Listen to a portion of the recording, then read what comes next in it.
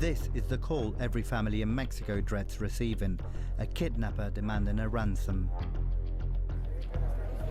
Very few countries have such a high kidnap rate as Mexico. And it's a crime that it's not only affecting the wealthy, but anyone in this society walking down the streets.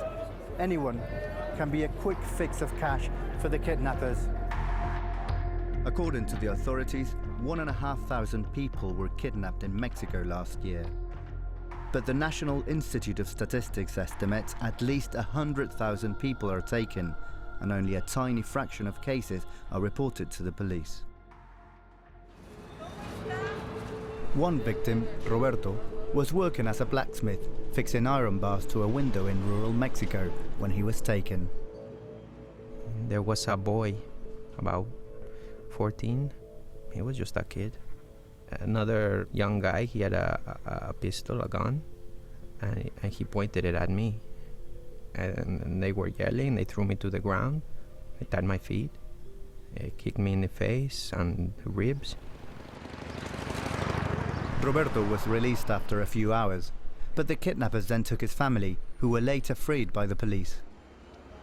His case is typical, according to private negotiator Max Morales, who says the police haven't done enough.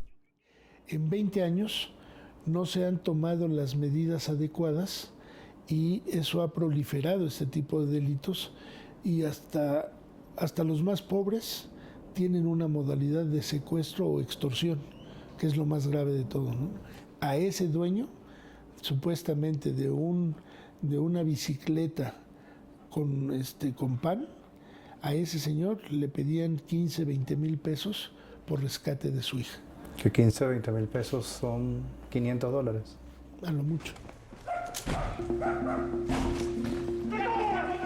The police say they are winning the battle against kidnappers. Somos policías. Somos de la policía. Somos policías, hermano. Estás seguro, estás a salvo. And are keen to publicize the success of raids like this across the country. But this is just a small part of their role. They work with families behind closed doors to try and persuade the kidnappers to release their captives. Well, what sort of things are they saying? Alejandro, not his real name, is a police negotiator who's agreed to play me recordings of a kidnapper made during a recent case. Estoy siguiendo, pero ahorita sí conseguí muy poquito. Conseguí nada más 5,000 pesos. Y si le seguimos hablando, me van a estar con... Yo le dije, ¿para cuándo quiero mi dinero? Mi dinero si le mato a su hermano. The man who was kidnapped is a bus driver. And when kidnappers are ready to make a deal, their tone changes. Tiene que ver mucho con la sensibilidad de nuestro personal, cómo la va escuchando, cómo algunas palabras que va diciendo, algunos mensajes, se deja de ser un poco agresivo para volver de ser un tono más para dar la confianza a la propia familia. Si usted me cumple, güey, yo le respeto la vida a su hermano, le pongo hasta médico para que esté bien. Sí. ¿Sí me escuchó? Sí, señor. Entonces, ténganlo presente. Yo le hablo mañana para que vayan diciendo cuánto lleva. Yo quiero terminar antes de que acabe este año. Ustedes deciden. Si se te das cuenta, el tono cambió radicalmente. Ya no es un lenguaje defensivo contra la persona que está en el teléfono. Empieza a cambiar la dinámica. The negotiators team eventually managed to free the bus driver. But what's causing this wave of apparently random kidnapping and violence? To find out, I've arranged to meet a man who claims he's a kidnapper. When I finally do meet him, I'm surprised to find he doesn't look much older than a teenager. There are lots of different ways of kidnapping someone. Generally, I stare at the victim, let them see my eyes. They start crying and I say, calm down, bro. We're gonna do this a civilized way. I don't wanna traumatize you. I'm interested in the money, that's all. Do you ever think about the relatives of the victim, of the people you've got kidnapped? Yes, of course, for sure.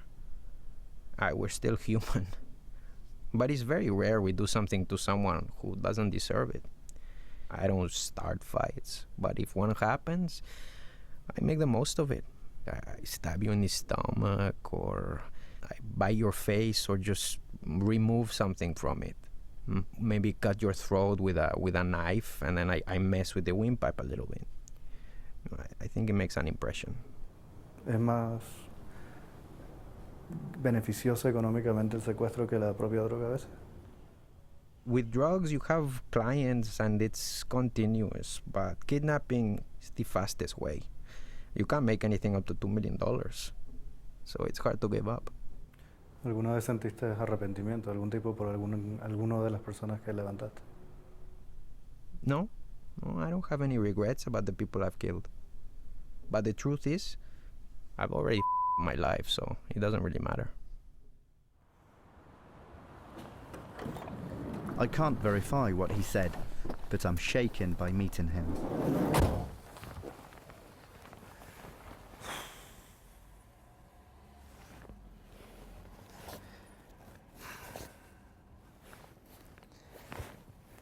I don't think I've ever heard anyone talk about death, torture, violence with such ease, with such calmness to himself.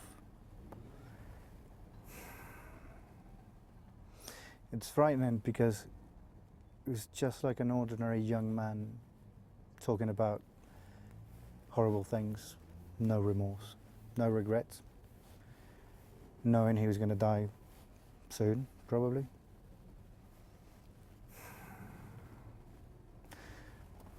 It was just frightening, really.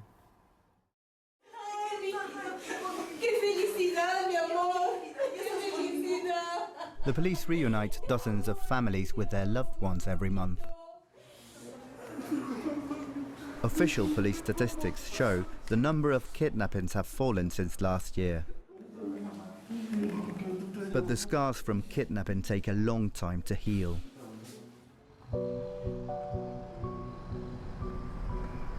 Roberto, the blacksmith, has been traumatized by the attack. He still doesn't know why he was targeted. It's changed my life. I don't trust anyone. Do you think you will ever stop being afraid? Not while there are crimes like this. What makes me sad is that one of them was just a child. He could have been at school, preparing to be a good person, an educated person. He wouldn't do this.